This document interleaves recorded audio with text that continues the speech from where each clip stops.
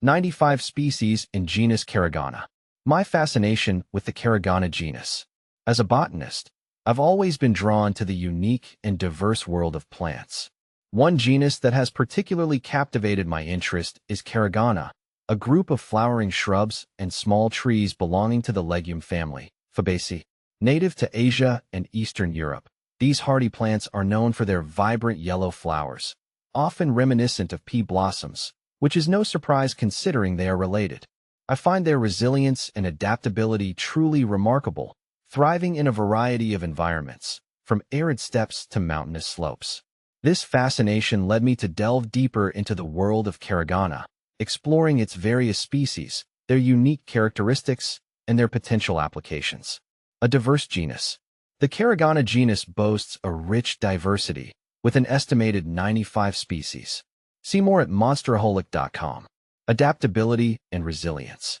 One of the most impressive aspects of Caragana is its ability to thrive in challenging conditions. Many species are drought-tolerant, making them valuable in arid and semi-arid regions. They can also withstand cold temperatures and strong winds, making them suitable for windbreaks and erosion control. This hardiness stems from several adaptations, including their deep root systems, which allow them to access water deep within the soil. Their small, pinnate leaves minimize water loss through transpiration. Furthermore, their ability to fix nitrogen from the atmosphere enriches the soil, benefiting not only themselves but also surrounding plants. Uses and applications. Caragana species have a long history of use in traditional medicine, particularly in Asia.